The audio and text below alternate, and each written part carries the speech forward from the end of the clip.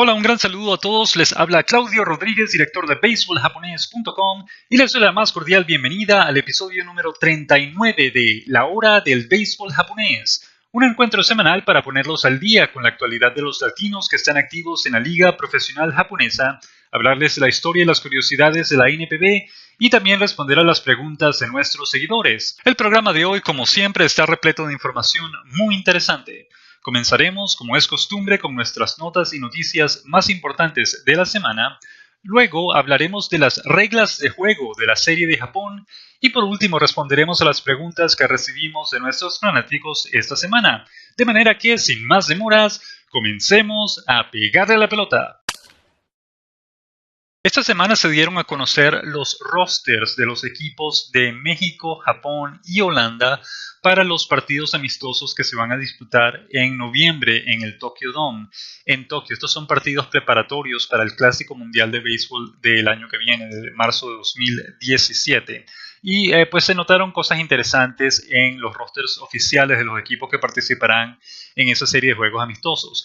En el caso de México, es curioso que vemos a Jafet Amador, que jugó este año con las Águilas de Rakuten. Él está incluido en la lista de los jugadores que conformarán esa selección mexicana. Y también Agustín Murillo, que jugó el año pasado con el mismo equipo, con las Águilas de Rakuten, en la Liga del Pacífico. Lamentablemente Murillo solamente disputó 9 partidos. Y a pesar de que no le fue mal, tuvo un promedio superior a 300, no le dieron el chance, el equipo no lo renovó para este año, desconocemos la razón, pero será bueno verlo de regreso en Japón. Murillo y Amador, repetimos, están incluidos en la lista de los jugadores mexicanos que participarán en estos juegos amistosos.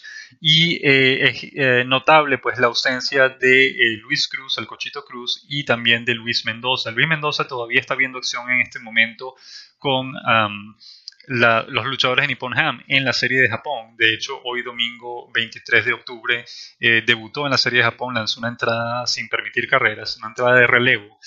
De manera que pues, es probable que sea natural que Mendoza requiera descanso porque ha estado pues, trabajando toda la temporada completa.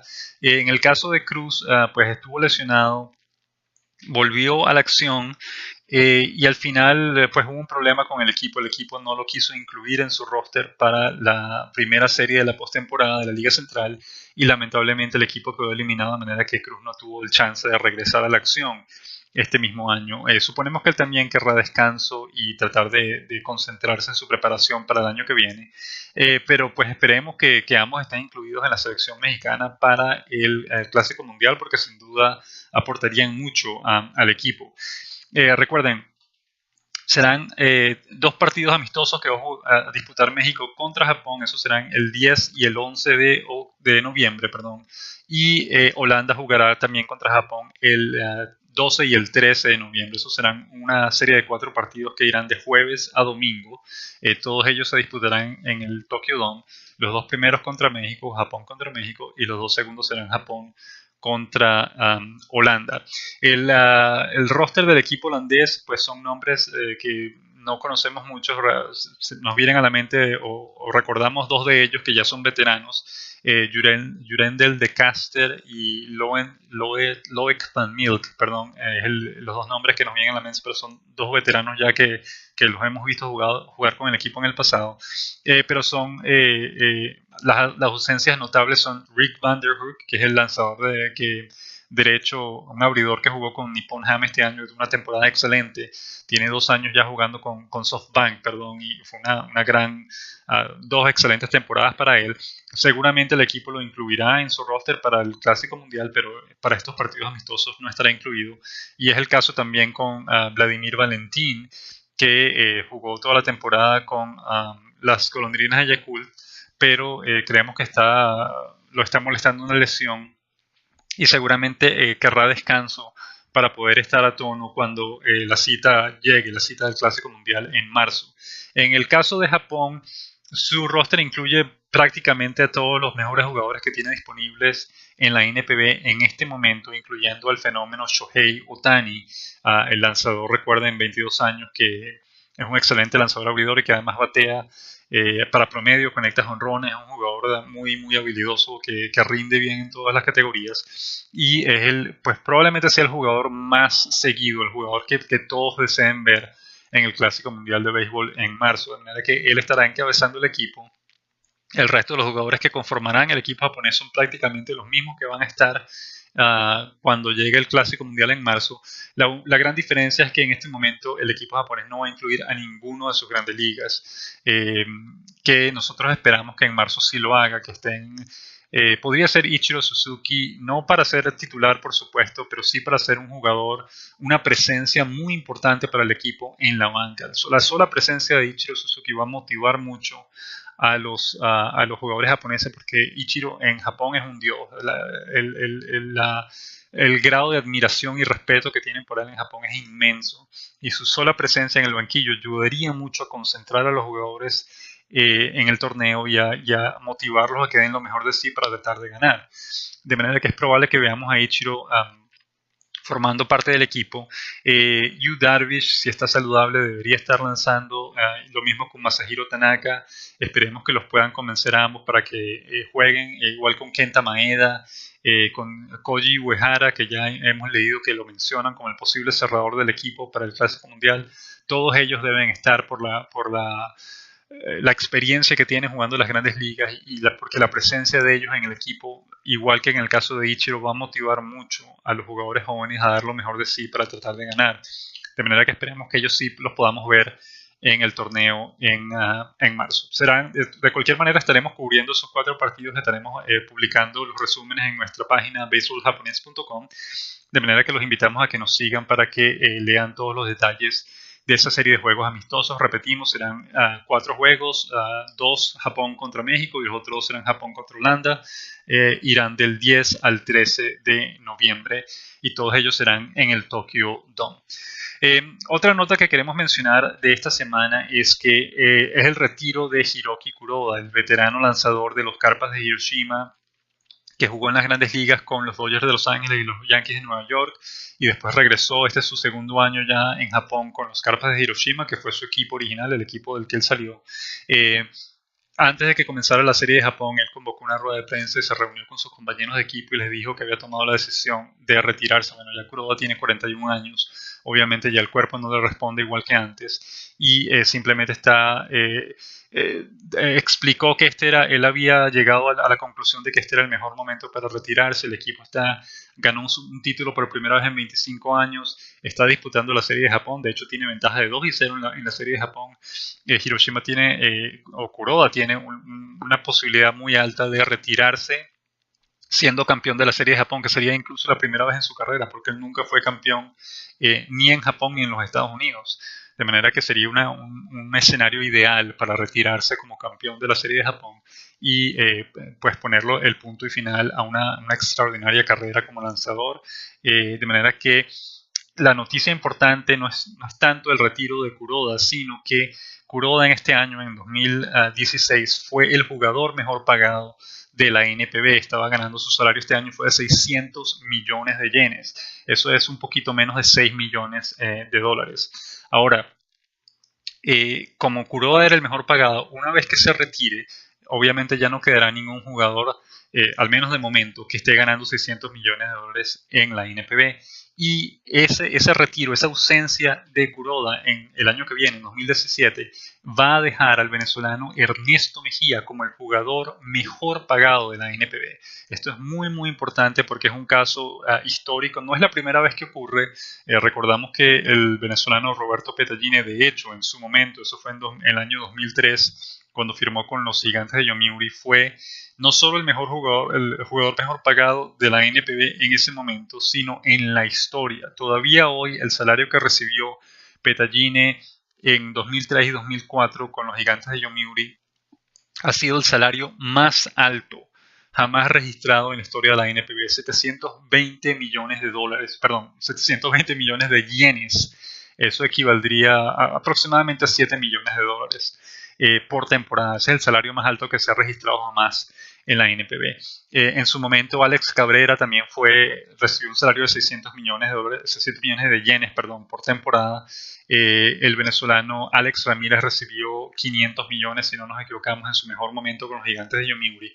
De manera que no es la primera vez que un latino ocuparía el puesto de el jugador mejor pagado de la NPB, pero sin duda en los últimos años es la primera vez que ocurre y es una confirmación de lo importante que es la figura de Ernesto Mejía en este momento en la NPB, del gran jugador que es, los grandes resultados que está teniendo, y pues será fantástico verlo como el jugador mejor pagado de la NPB en 2017. Recuerden, Mejía recientemente renovó su contrato con los Leones de Seibu por 3 años. Su salario básico va a ser 500 millones de yenes, es un poquito menos de 5 millones de dólares por año, pero ese va a ser su salario básico. Él tiene una cantidad de incentivos y bonos por rendimiento que si los cumple, el salario se incrementaría a 600 millones de yenes por año. De manera que en este momento, con el retiro de Kuroda, Mejía se convierte en el jugador mejor pagado de la NPB para 2017. Obviamente todavía hay que esperar a ver qué ocurre en el mercado invernal de la NPB. Es posible que algún veterano sea firmado o sea renovado y le den un gran aumento de sueldo. Shohei Ohtani, por ejemplo, no creemos que le vayan a dar un salario tan alto en este momento, pero es probable que le aumenten su salario después de la gran temporada que ha tenido.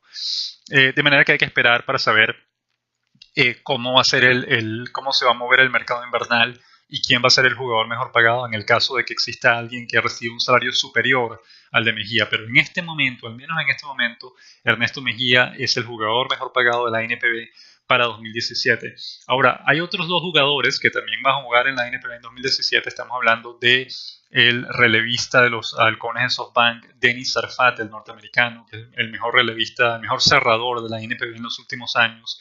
De hecho, fue el líder de salvados en la Liga Central el año pasado y este año también. En ambos casos tuvo más de 40 salvados por temporada. Denis Sarfat está recibiendo un salario de 500 millones de yenes anuales, esos son un poquito menos de 5 millones de dólares. Y el lanzador, el abridor Chihiro Kaneko de los Búfalos de Orix, también está ganando 500 millones de dólares anuales. Ahora, la diferencia, recuerden, ese es el mismo salario básico de Mejía, 500 millones de yenes, perdón, anuales. Pero la diferencia está, como ya mencionamos, que en el caso de Mejía, los incentivos y los bonos por su rendimiento aumentan ese salario hasta un máximo de 600 millones de yenes por temporada. De manera que, de nuevo, repetimos, Mejía se está convirtiendo con el retiro de Kuroda en el jugador mejor pagado de la NPB, al menos en este momento. Habrá que esperar a ver qué ocurre durante el resto del mercado invernal, a ver si hay algún jugador al que firman o al que renuevan por un salario superior a ese monto. Pero en este momento Mejía estaría ahí como el líder del jugador mejor pagado de la NPB y eso obviamente hay que celebrarlo. Tenemos que felicitarlo por el gran trabajo que ha hecho en los 3 años que ya lleva en la NPB. Ahora hablemos del venezolano Alex Ramírez, que tuvo un rol protagónico en el draft de la 2016 de la NPB. Recuerden, el draft tuvo lugar este pasado jueves 20 de octubre. Alex Ramírez fue el representante de su equipo, las Estrellas de Dena, y recuerden cómo funciona el draft de la NPB, que en la primera ronda, si hay varios equipos interesados en el mismo jugador, se hace un sorteo para determinar cuál equipo gana los derechos de negociación con ese jugador. Y en el caso de Ramírez, él participó en 2 de esos sorteos, lamentablemente perdió los 2.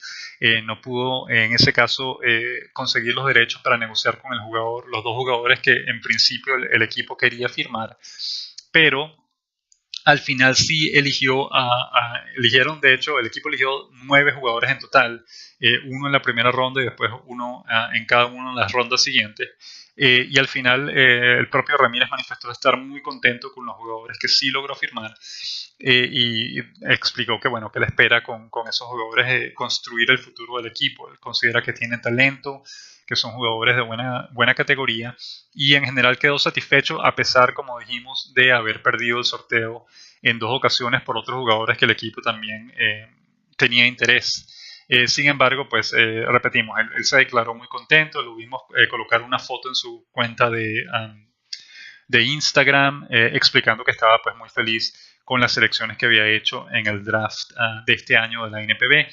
Y hablando del draft, tenemos que mencionar también que los Halcones de SoftBank se quedaron con el jugador más cotizado del draft, que es el lanzador Seiji Tanaka de la Universidad Soka. Hasta 5 equipos distintos eligieron su nombre en la primera ronda y todos ellos participaron en un sorteo y fue SoftBank el equipo que al final tuvo la suerte de ganar los derechos de negociación con ese jugador. De manera que, fantástico, Alex Ramírez ya en su segundo año participando en el draft de la NPB como manager de las Estrellas de Dena, y él mismo pues se declaró muy contento, muy feliz con los jugadores, los 9 jugadores que él seleccionó en el draft de este año. Otra cosa importante que queremos mencionar y que nos agrada mucho es que ambos managers en la serie de Japón acordaron anunciar con un día de antelación a sus lanzadores abridores para cada uno de los juegos de la serie. Recuerden, en la Liga del Pacífico desde hace ya décadas, algo así como desde 1994, tanto en la temporada regular como en la postemporada, los equipos anuncian con un día de antelación a sus lanzadores abridores, y eso es algo que no ocurre en la Liga Central. La Liga Central, de hecho, comenzó a anunciar a sus lanzadores abridores solamente en la temporada regular hace como 2 o 3 años. Luego, cuando llegamos a la postemporada, los equipos se rehúsan a anunciar a sus lanzadores abridores bajo el pretexto de que eso sería el equivalente a revelar sus planes, su plan de ataque al equipo contrario, al rival. Ellos son muy celosos con eso y no desean revelar pues sus planes al equipo rival. De hecho, en las postemporada de este año de la Liga Central no se anunciaron los lanzadores abridores en ninguno de los partidos. Sin embargo, una vez que llegamos a la serie final, porque en la Liga del Pacífico pues los lanzadores abridores fueron anunciados como es costumbre, como siempre, pero una vez que llegamos a la serie de Japón, pues básicamente ambos managers tienen que llegar a un acuerdo, ¿sí? Y normalmente todo cae en la decisión del manager de la Liga Central. Si él está de acuerdo con anunciar a sus lanzadores, entonces la Liga del Pacífico lo aceptará, y si ellos no están de acuerdo en anunciar a sus lanzadores abridores, entonces la Liga del Pacífico tampoco lo hará. En este caso, afortunadamente, el manager Koichi Ogata de los Carpas de Hiroshima accedió a anunciar a sus abridores con un día de antelación, y eso es lo que hemos estado viendo hasta ahora en los 2 primeros partidos de la serie de Japón 2016. En el primer encuentro fue un gran duelo de lanzadores. Chris Johnson, el norteamericano, fue el abridor por los Carpas de Hiroshima, y Shohei Ohtani, el fenómeno, fue el abridor por los luchadores de Nippon Ham.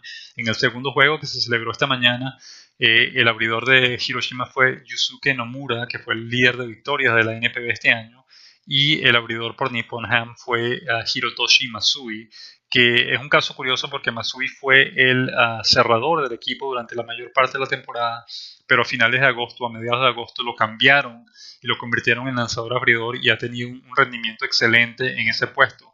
De manera que el manager Hideaki Kuriyama le dio la confianza de ser el lanzador abridor en el segundo juego de la final, que repetimos tuvo lugar esta mañana en el estadio Mazda de Hiroshima. De manera que aplaudimos, celebramos esa medida, que ambos managers estén anunciando a los lanzadores abridores con un día de antelación antes de cada juego, porque de otra manera lo que vemos son muchas especulaciones, y los reporteros de los medios japoneses tratando de meterse escondidos en el bullpen donde están practicando en secreto los lanzadores para tratar de determinar quién es el que va a ser el lanzador abridor, y por lo general pues todo eso queda en duda hasta el momento en que va a empezar el juego, cuando se intercambian las alineaciones. En ese momento es que se hace oficial el nombre del lanzador abridor en cada partido. Afortunadamente no vamos a tener que hacer nada de eso. Ambos managers han decidido anunciar a sus abridores con un día de antelación, y eso es lo que continuaremos viendo durante el resto de la serie. Otra nota muy curiosa, muy bonita que queríamos mencionar es el gran cambio o el inmenso compromiso que tiene la ciudad de Hiroshima con su equipo. Como la serie de Japón se está celebrando en la ciudad, en Hiroshima, comenzó en Hiroshima por primera vez en 25 años. Hemos visto fotos de la ciudad totalmente decorada con pancartas, banderas, afiches, de todo, anunciando la serie de Japón 2016 con el logo de los Carpas de Hiroshima, que es el equipo de la ciudad.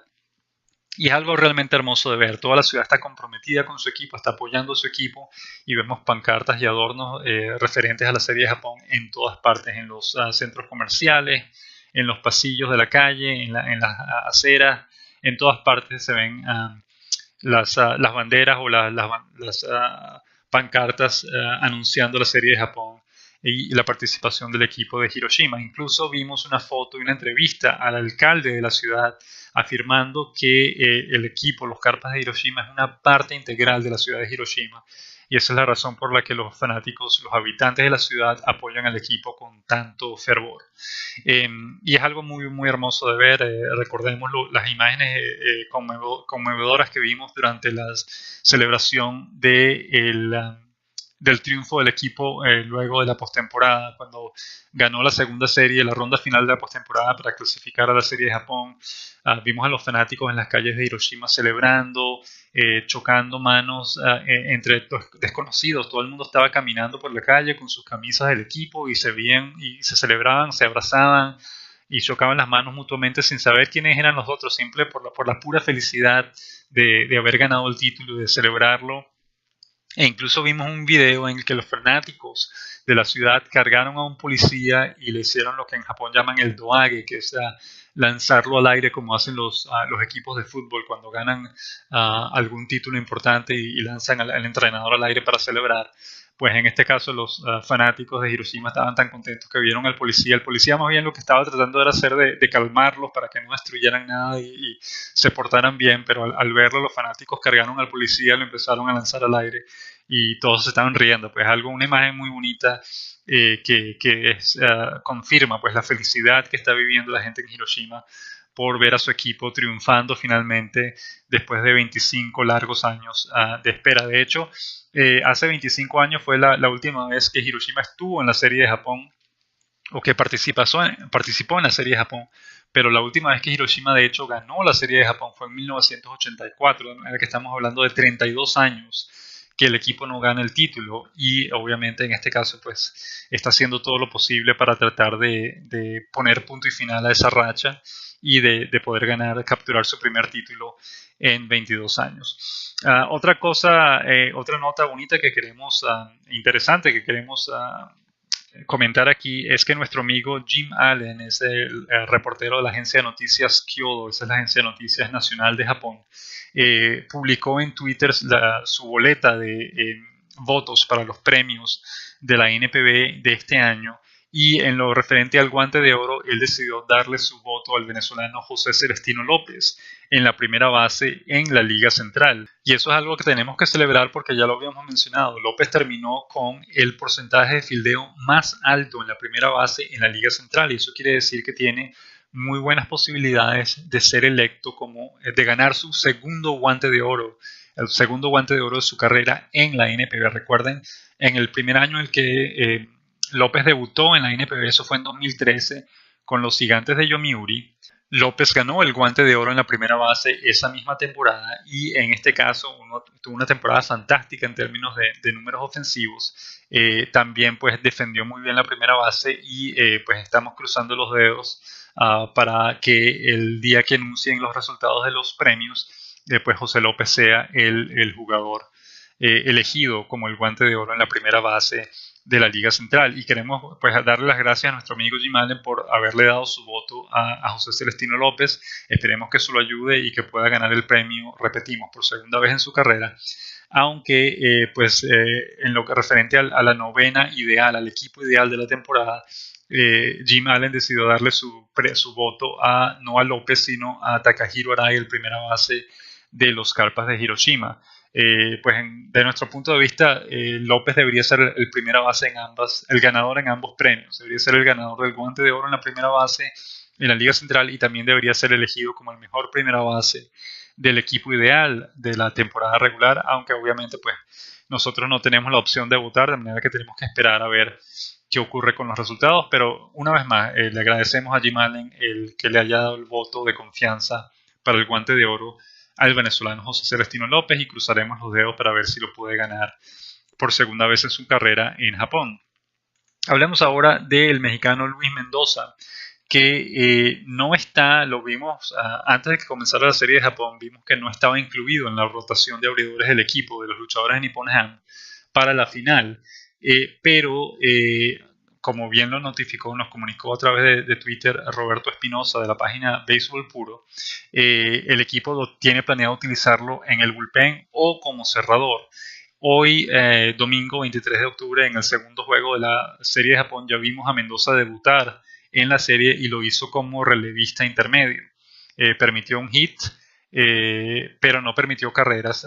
Ponchó un bateador y otorgó un boleto en una entrada completa de relevo, de manera que su efectividad quedó en cero. Pero eso ya es una confirmación de que Mendoza no estará participando como abridor en la serie, sino que será simplemente un relevista intermedio o quizás un cerrador dependiendo de las circunstancias. Pero bueno, ya hoy lo vimos debutar en la serie y esperemos que vuelvan a darle la oportunidad en los siguientes juegos para que pueda lanzar varias entradas más. Por último, queríamos mencionar algo que ya dijimos al principio del programa, es que Hiroshima ganó pues los dos primeros partidos de la Serie de Japón, ayer sábado y hoy domingo, con el mismo marcador 5-1 sobre los luchadores Nippon Hame. Sin duda un arranque muy prometedor.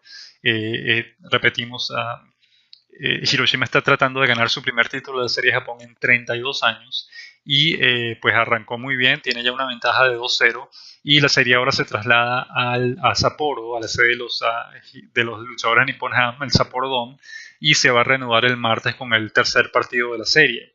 Es probable que las cosas cambien, que las cosas sean distintas en Sapporo, que Nippon Ham pueda recuperar terreno en cuanto a cómo están las cosas en la Serie de Japón en este momento, pero sin duda es algo muy positivo para los fanáticos de Hiroshima, el buen arranque, el convincente arranque que ha tenido el equipo en la Serie de Japón, y repetimos, ya tiene ventaja de 2-0 en la serie. Pasemos entonces ahora a la siguiente sección de nuestro programa, las noticias de la semana.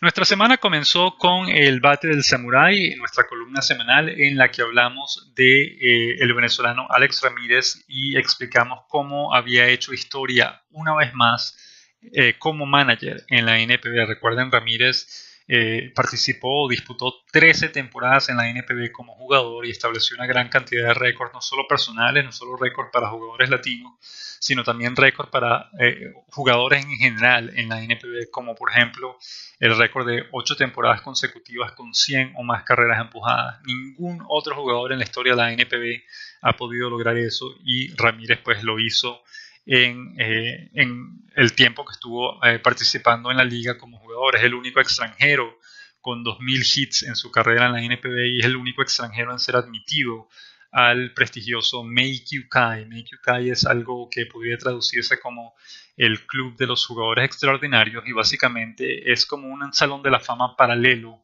en Japón que reúne a todos aquellos jugadores que han conectado 2.000 o más imparables en su carrera en la NPB, que han ganado al menos 200 juegos si son lanzadores abridores o que han salvado al menos 250 juegos en el caso de los lanzadores relevistas. De manera que los invitamos a que lean la columna, pues habla de cómo Ramírez hizo historia, primero porque se convirtió en el primer manager latino en la historia de la NPB, segundo porque se convirtió en el primer manager de las estrellas de DENA en clasificar al equipo a la postemporada, y también porque se convirtió en el primer manager de DENA en no solo ganar un partido, sino también ganar una serie de postemporada. Eso es en toda la historia del equipo. De manera, un fantástico año para Ramírez y le deseamos pues muchísimos éxitos en el futuro, que sabemos que su meta es ganar un título con el equipo y eso no parece estar nada lejos. Él está muy bien preparado, el equipo tiene buenos jugadores, son jugadores jóvenes además que están creciendo y desarrollándose en este momento y sin duda el panorama luce muy prometedor para el equipo de DENA y para la ciudad de Yokohama, que es la sede del equipo, y con unos fanáticos fantásticos que apoyaron el equipo en todo momento este año. El martes 18 de octubre fue el día en el que se dieron a conocer los rosters oficiales de Japón, Holanda y México para la serie de juegos amistosos en noviembre.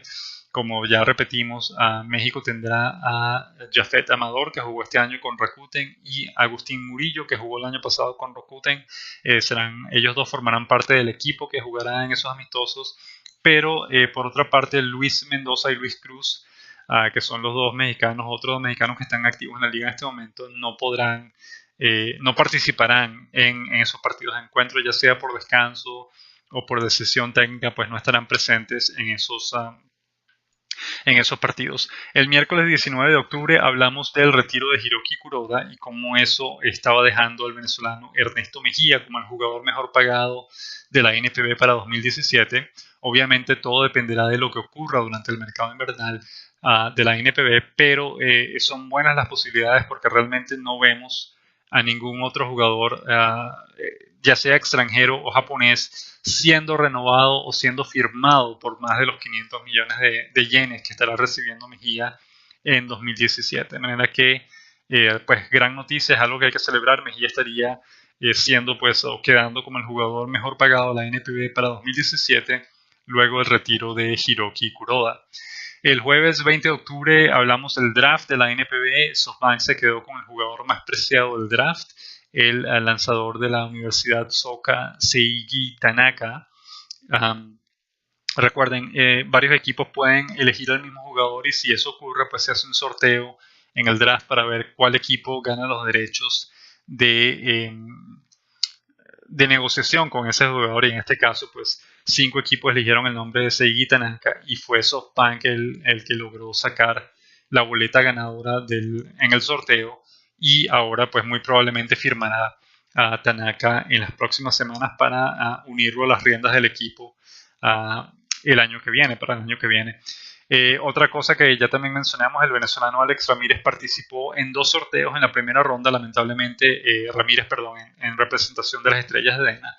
Participó en 2 sorteos, lamentablemente no ganó ninguno de ellos, pero al final eligió 9 jugadores en total para que fueran firmados por el equipo y pues él mismo se declaró estar muy contento con el resultado, con los jugadores que eligió, porque considera que lo van a ayudar en el futuro para construir el equipo ganador que él quiere construir en la ciudad de Yokohama.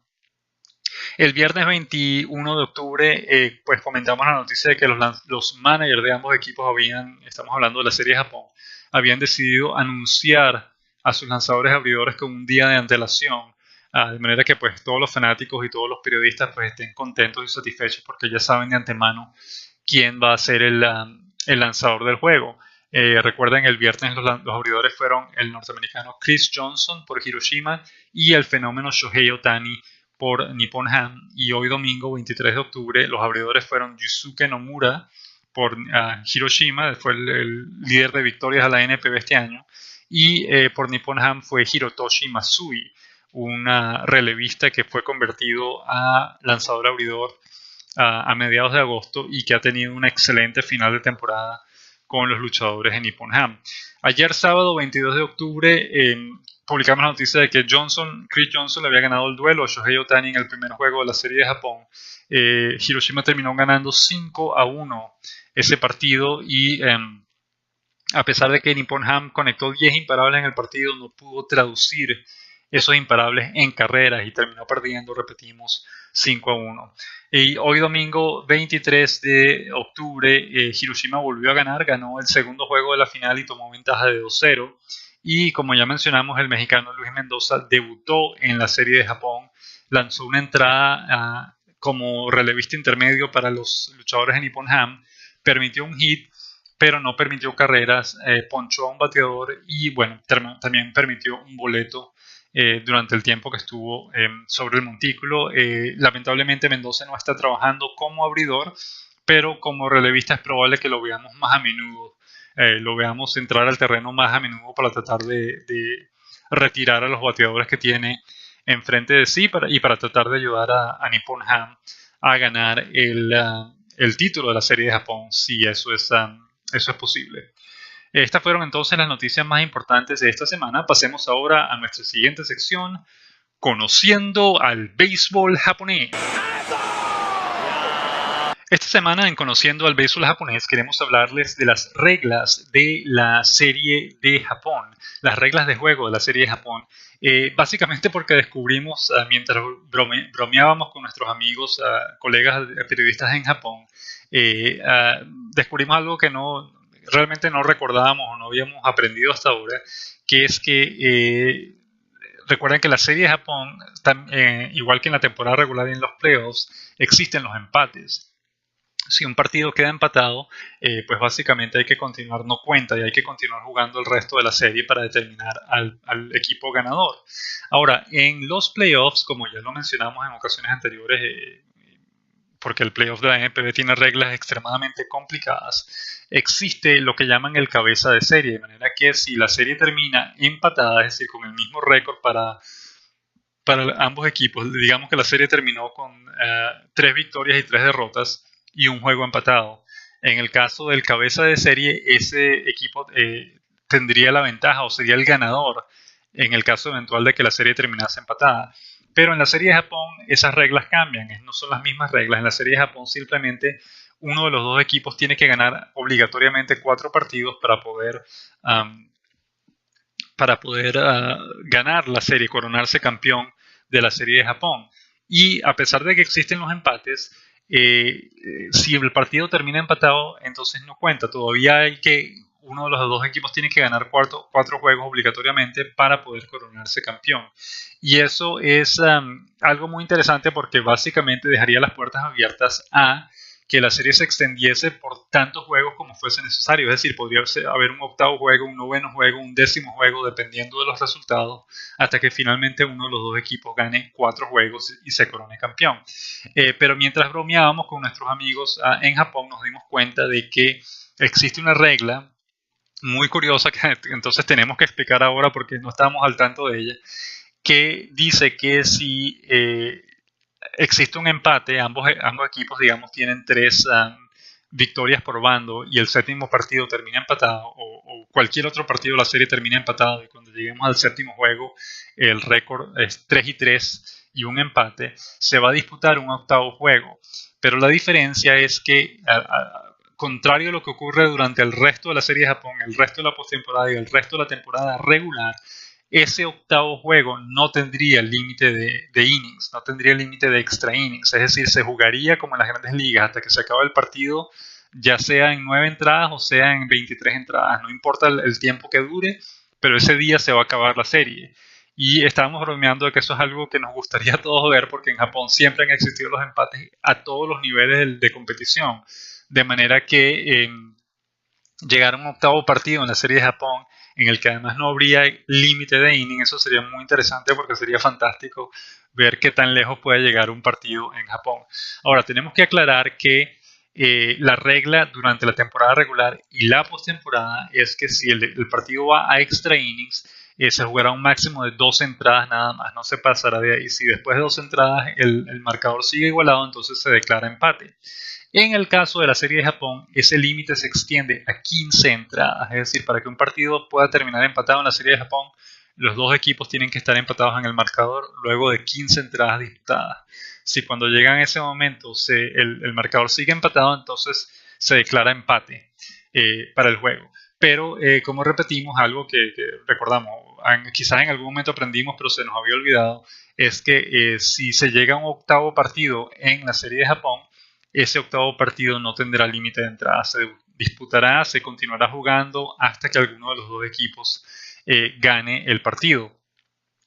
Y sería pues fantástico verlo porque sería algo muy, muy curioso, algo que nunca se había visto antes en la NPB, que un partido llegase, que una serie llegase a 8 juegos y que esto fuese un partido en el que no hay límite de entrada, es decir, que se juega hasta que alguno de los dos equipos gane.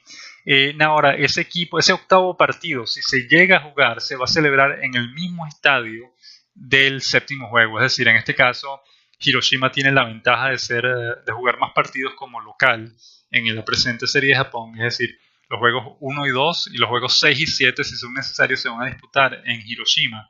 Y los 3 juegos en el medio del juego 3, 4 y 5, esos 3 juegos se van a disputar en Sapporo, que es la sede de Nippon Ham. Ahora, si llega a disputarse un octavo partido en esta serie, entonces el octavo partido se disputaría también en Hiroshima. Algo que nos parece injusto porque Hiroshima terminaría jugando 5 partidos como local en lugar de los 3 que jugó Nippon Ham. Pero esa es básicamente la regla. Y ahora lo curioso de todo es que si, de nuevo, llegamos a un octavo partido, ese octavo partido no tendría límite de entrada. Sería algo muy fantástico, algo muy curioso de ver, que sin duda nos encantaría ver. Recordemos que hay 4 o 5 series de Japón hasta el momento que han registrado al menos un empate, pero hay una que fue la serie de Japón de 1975 que registró 2 empates. Esa fue la serie entre los Bravos de Hankyu y los Carpas de Hiroshima. Ese fue el año en el que Hiroshima participó por primera vez en la serie de Japón. Fue el primer título que ganó, el primer título de liga que ganó en su historia, y fue la primera vez que el equipo llegó a la serie de Japón. Sin embargo, el equipo, los Bravos de Hankyu, barrieron, entre comillas, a Hiroshima en esa serie. La serie terminó 4-0 a favor de Hankyu, pero 2 partidos terminaron empatados, de manera que se disputaron 6 partidos en total. 2 de ellos quedaron empatados y Hankyu ganó los otros 4 para barrer la serie y ganar el título de campeón ese año.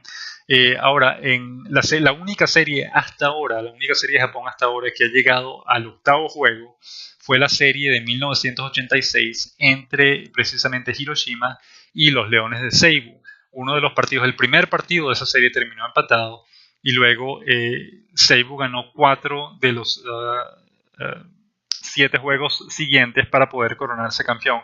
Además, esa serie fue muy curiosa porque repetimos, el primer juego terminó empatado. Hiroshima ganó los 3 juegos siguientes, es decir, luego de 4 juegos Hiroshima tenía ventaja de 3-0 y solamente necesitaba un triunfo más para poder coronarse campeón. Y Seibu ganó ese quinto partido en extra innings, en el inning 12. Seibu ganó ese partido y después ganó los otros 3 en fila para coronarse campeón, terminar la serie 4-3 en 8 partidos y coronarse campeón de la serie de Japón en 1986. Esa fue una serie muy, muy curiosa. Luego, otra cosa que queríamos mencionar es que la última vez que hubo un empate en la serie de Japón fue en la serie de en la serie de 2010 entre los Marinos de Lotte y los Dragones de Chunichi. Ese partido se disputó en el Nagoya Dome, fue el 6º partido de la serie. Terminó empatado a 2 carreras y duró 5 horas y 43 minutos. Ha sido hasta ahora el partido más largo de la historia de la serie de Japón.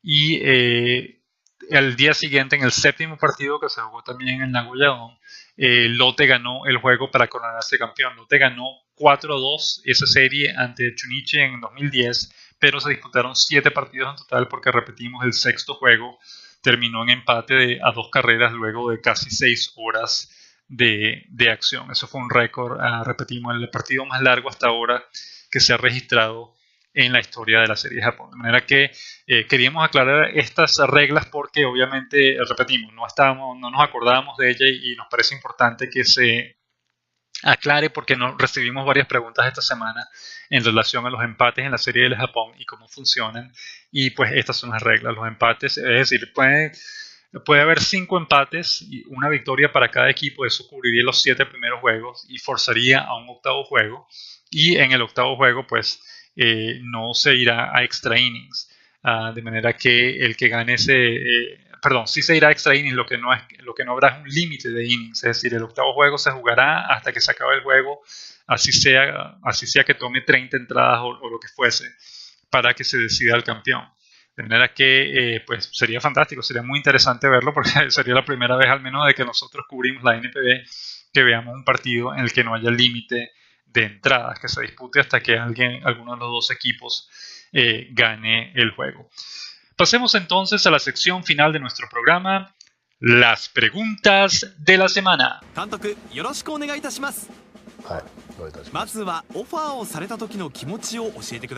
Esta semana, una vez más, recibimos varias preguntas muy interesantes de nuestros seguidores. Comencemos primero con una pregunta que nos llegó de Jesús Durán vía la sección de comentarios de nuestra página baseballjaponés.com.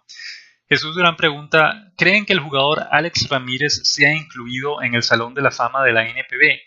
Y si al ser electo se hacen actos protocolares como en el Salón de la Fama de los Estados Unidos.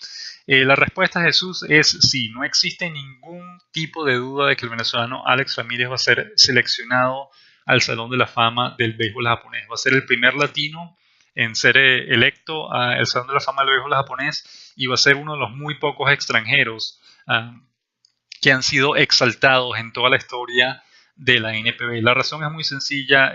Como ya lo mencionamos anteriormente, Ramírez tiene una gran cantidad de récords tanto personales como para jugadores extranjeros, como para jugadores latinos en la NPB. Es un jugador sumamente popular, es una figura, una de las grandes celebridades del béisbol japonés. Ramírez es extremadamente famoso en Japón, tiene muchísimos fanáticos, muchísimo apoyo por parte de los medios y los periodistas que lo siguieron durante toda su carrera, y además tiene 4 títulos de carreras empujadas, 2 títulos de jonrones, 2 premios al jugador más valioso de la temporada regular, ganó premios de jugador más valioso del mes con 3 equipos distintos. Eso es algo que nadie nunca ha hecho en la NPB, eso es un récord.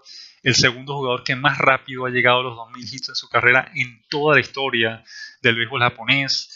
Es el jugador con la octava racha de partidos disputados de manera consecutiva más larga en la historia de la NPB. 985 partidos de manera consecutiva disputó Ramírez. Es decir, los números, los récords, el carisma, la popularidad, todo está a favor de Alex Ramírez para que sea electo al Salón de la Fama, y estamos seguros que va a ocurrir.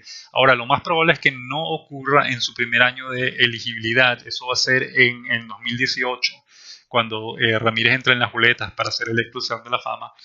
Muy probablemente no ocurra en la primera boleta porque, francamente, ni siquiera Sadaharu ni Shigeo Nagashima, los 2 jugadores más famosos en la historia del béisbol japonés, fueron electos en su primer año de elegibilidad, de manera que no creemos que Ramírez vaya a ser la excepción. Seguramente le tomará 2, 3, 4 años hasta que finalmente lo elijan, pero es seguro, es un hecho de que va a ser electo al Salón de la Fama del béisbol japonés, de eso no nos cabe ninguna duda. La siguiente pregunta nos llega de Edgar, quien también nos escribió un comentario en la sección de comentarios de nuestra página baseballjaponés.com. Nos pregunta, ¿cómo funciona el draft de la NPB? ¿Cómo 4 equipos pueden seleccionar a un mismo jugador? El orden es por la campaña anterior, al igual que en las grandes ligas. Entonces los equipos seleccionan a un mismo jugador y se arriesgan a no poder seleccionarlo porque pierden el sorteo. Bueno, respondemos tus preguntas, Edgar. El draft de la NPB es muy similar al draft de las grandes ligas. Como bien mencionas, el orden de selección es los equipos que terminaron con peor récord la temporada anterior son los que eligen primero. Es lo mismo que ocurre en las grandes ligas. La gran diferencia entre los 2 drafts es que en la NPB, solamente en la primera ronda, todos los equipos tienen la oportunidad de elegir al jugador que ellos más desean, al jugador que más les parece atractivo, el jugador que más les interesa. Todos ellos pueden elegir al jugador que quieren en la primera ronda del draft. No se va por turno, sino que todos los equipos deciden libremente el jugador que ellos quieren seleccionar. Ahora, si más de un equipo selecciona al mismo jugador, entonces se hace un sorteo para determinar cuál de esos equipos gana los derechos de negociación con ese jugador. Ahora, el equipo que gana obviamente se queda con ese jugador. Los equipos que pierden entonces pasan a seleccionar a otro jugador distinto. Y se repite la historia. Si hay 2 o 3 equipos o más equipos que seleccionan al mismo jugador, entonces se hace un sorteo otra vez para determinar qué equipo selecciona a ese jugador en particular. Y así se continúa haciendo hasta que todos los equipos hayan seleccionado a un jugador en la primera ronda. Esto solamente ocurre en la primera ronda. Después de que se hacen varios sorteos o lo que sea necesario y cada uno de los 12 clubes de la NPB ha elegido a un jugador en la primera ronda, entonces se pasa al mismo sistema que se usa en las grandes ligas. El equipo que terminó de último le selecciona primero y selecciona el jugador que quiere y punto, no es sorteo. Ese equipo tiene la ventaja de seleccionar el jugador que desea y después es el turno del siguiente equipo y ellos seleccionan a su jugador y después viene el tercer equipo y selecciona a su jugador y así hasta que se realicen todas las rondas. Normalmente son entre 10 y 12 rondas que se disputan, que se celebran o se hacen cada año en el draft de la NPB. Esperemos que esto te haya aclarado tus dudas, Edgar, pero recuerden, ese sistema de sorteos ocurre solamente en la primera ronda. En el resto de las rondas todo funciona igual que en las grandes ligas. La siguiente pregunta nos llega de K-Kong vía la sección de comentarios de nuestra página baseballjaponés.com y él nos pregunta: si existe un empate y acaban 3.5 a 3.5 partidos ganados, ¿acabarían jugando un octavo partido de desempate? En los partidos previos siempre daban de playoffs, siempre daban al ganador al equipo que tiene mejor balance. ¿En la final no sería así? Como mencionamos anteriormente, Kakon, la manera en que funciona en la serie de Japón no funciona, no se utiliza el cabeza de serie, que es lo que tú llamas el equipo con mejor balance en los playoffs. De manera que si la serie de Japón hay 3 victorias por bando y un partido termina empatado, no se le da el triunfo al equipo con mejor récord, sino que se disputa un octavo partido para determinar al ganador. Pero recuerden, como mencionamos anteriormente, si digamos que 5 partidos de la serie terminan empatados y los otros 2 partidos son una victoria para cada equipo, eso todavía motivaría o requeriría un octavo juego para determinar al ganador, pero en ese octavo partido no habría límite de entradas, no habría posibilidad de empate. Ese partido se jugarán todas las entradas que sean necesarias hasta que se elija al ganador del partido y quien eventualmente será también el ganador de la serie. Pero lo mismo, sí, en respuesta a tu pregunta, no existe el cabeza de serie como se utiliza en los playoffs. El partido que termina empatado en la serie de Japón básicamente no cuenta, sino que hay que seguir disputando la serie hasta que uno de los 2 equipos se declare campeón. La siguiente pregunta nos llega de Luis, también vía baseballjaponés.com. Nos dice: las estadísticas ofensivas de la serie de Japón y de la postemporada en general de la NPB, ¿dónde se pueden conseguir? Serían datos muy interesantes. Luis, no conocemos ninguna página en Japón que tenga las estadísticas generales de la postemporada, es decir, los líderes de bateo, líderes de jonrones, dobles, etc. Las páginas japonesas que nosotros revisamos a diario, que son Yahoo Japan Baseball y también la página oficial de la NPB, todos ellos ofrecen el box score y los resultados con detalle de cada uno de los juegos de la postemporada, pero no tienen una tabla de estadísticas generales de la postemporada. Intuimos que se trata de, porque simplemente como son muy pocos juegos, si uno quiere saber las estadísticas o el promedio general de algún jugador en particular, pues se revisa, eso es algo que se revisa rápidamente, se revisan los 3 o 4 juegos que ha jugado el jugador hasta el momento y se saca la cuenta y se determina cuál es su promedio de bateo para los 4 juegos, etc. Ellos creo que no ven necesario seguir esas estadísticas porque, repetimos, son muy pocos partidos los que se disputan en la postemporada y en la serie de Japón. Ahora, es muy posible que exista alguna página que sí ofrezca esos datos, pero te podemos decir que nosotros no la conocemos y no la utilizamos tampoco, no la necesitamos tampoco, digámoslo de esa manera. Pero en términos de estadísticas, si quieres ver estadísticas y resultados con mucho detalle, te recomendamos en japonés, te recomendamos Yahoo Japan Baseball y también la página oficial de la NPB. Ahora, en inglés hay un sitio llamado yakudatabase.com que siempre lo promocionamos en nuestra página. Si vas al fondo en la portada de nuestra página baseballjaponés.com podrás ver un link para ir a esa página. Ellos hacen también en inglés un box score completo de cada partido de la serie de Japón, con los turnos que tuvo cada bateador y todo. Y pues si quieres esa información te recomendamos que visites esa página, que ahí vas a poder encontrar la información. La siguiente pregunta nos llega de Víctor Alfonso vía Twitter. Nos pregunta: ¿cuál es el equipo de Elian Herrera? Estamos hablando del dominicano Elian Herrera. Él jugó este año con las Estrellas de Dena en la Liga Central y ese equipo pues llegó a la segunda ronda del playoff de la Liga Central, pero quedó eliminado por los Carpas de Hiroshima, que es el equipo que está representando a la Liga Central en la serie de Japón en este momento. La siguiente pregunta nos llega de José Betancourt vía Twitter. Nos dice: empate en la final, ¿y cómo entonces queda ese juego? O sea, no influye para definir el título.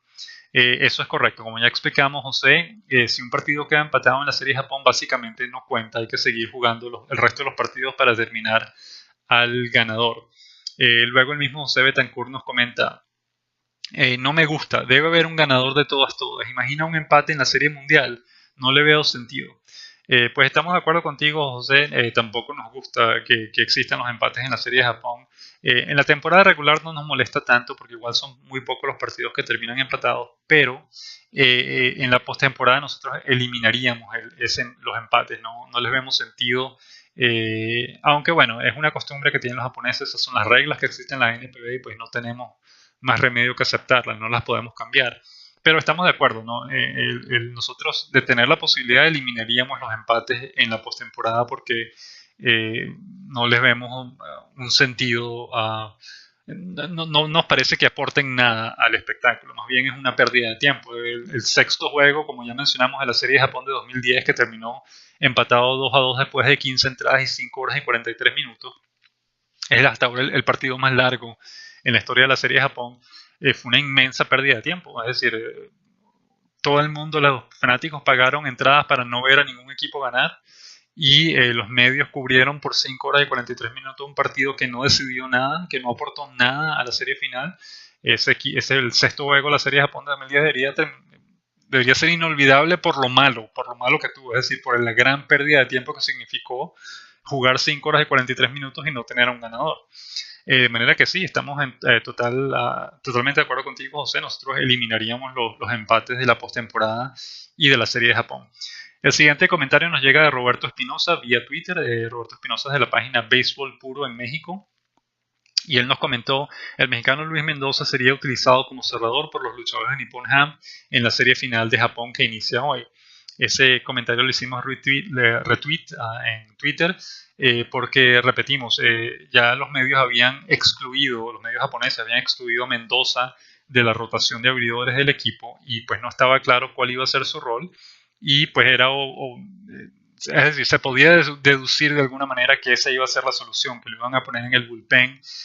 No lo vimos como cerrador hoy cuando debutó, fue relevista intermedio, pero existe sí, sin duda, la posibilidad de que si hay un partido que deba cerrarse, sea Mendoza quien asume ese rol. De cualquier forma, ya lo vimos debutar hoy y es fantástico que al menos esté participando, al menos como relevista, en la serie de Japón. La siguiente pregunta o comentario nos llega de Oscar Melo vía Twitter. Nos dice: Chris Undertaker Johnson versus Otani. El gringo sabe de finales, ya lo hizo en la República Dominicana. Pues sí, Chris Johnson de los Carpas de Hiroshima ha hecho 2 aperturas hasta ahora en la postemporada, y las 2 han sido memorables. La primera fue en la ronda final del playoff de la Liga Central. Limitó a las Estrellas de Dena a 3 hits nada más, si mal no recordamos, en 9 entradas completas. Fue un partido totalmente dominante de parte de Johnson, que le dio la victoria a Hiroshima. Y ayer sábado 22 de octubre, en el inicio de la serie de Japón, ocurrió más o menos lo mismo. Johnson lanzó 7 entradas, si mal no recordamos.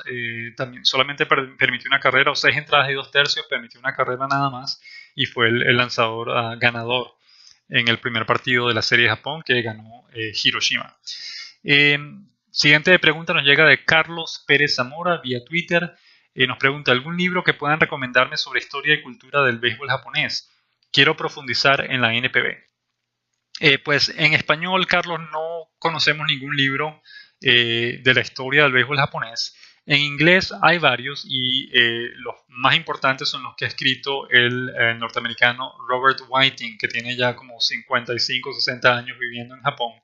Él llegó a Japón como miembro de la Fuerza Aérea estadounidense, y se quedó allá, se graduó allá en una universidad japonesa, se casó con una mujer japonesa y ha estado viviendo la mayoría de su vida allá en Tokio.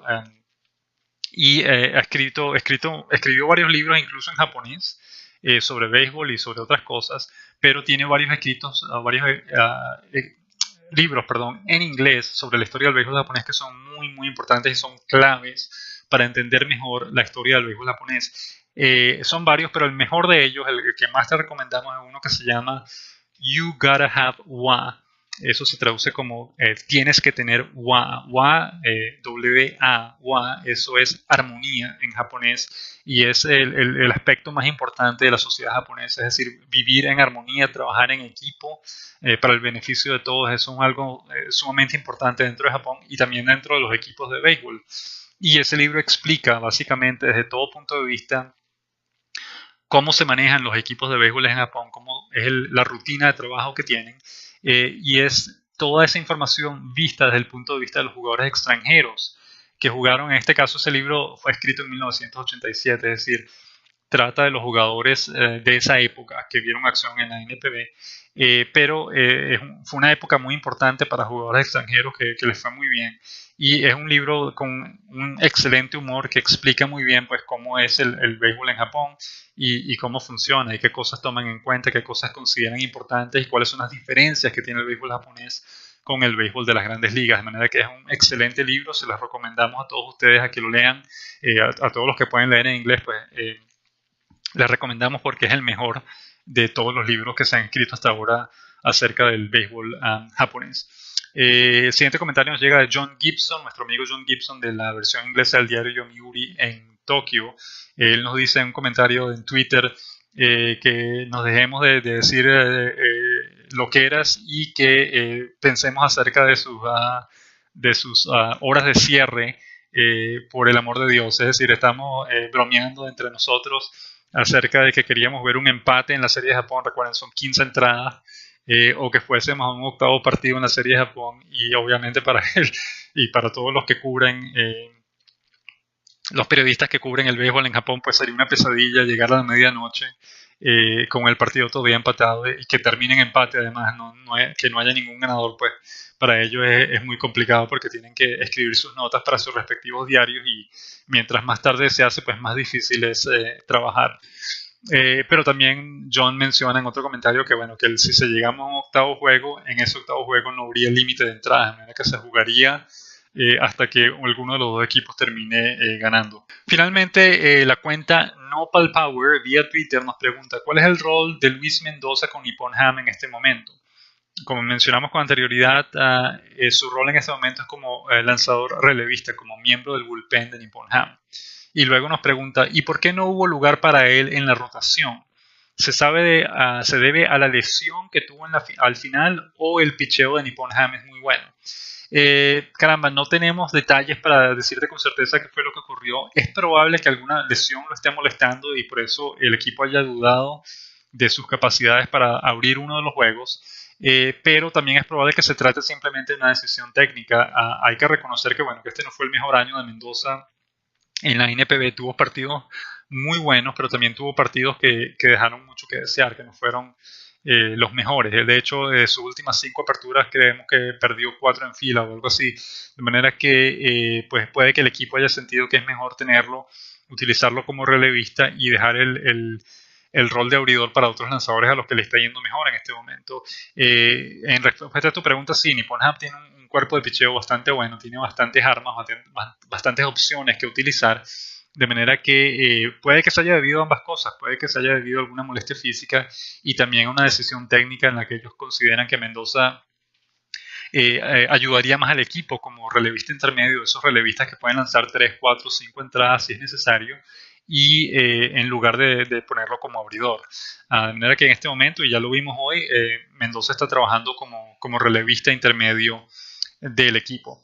De manera que llegamos así entonces al final del programa de hoy. Les agradecemos como siempre que nos hayan acompañado y queremos dejarlos como es costumbre con la canción de ánimo de alguno de los jugadores de la NPB. En este caso descubrimos, y perdonen que esto nos tomó tanto tiempo, descubrimos la canción de ánimo del dominicano Jamaico Navarro, que juega con los Marinos de Lote. No es la mejor, pero tiene una melodía bastante simpática. La habíamos estado buscando, no lo habíamos conseguido y finalmente dimos con ella, y pues nos parece que sin duda califica para estar en este segmento. De manera que nos despedimos entonces. Muchísimas gracias una vez más por acompañarnos en el programa de hoy y los dejamos con la canción de ánimo del dominicano Jamaico Navarro.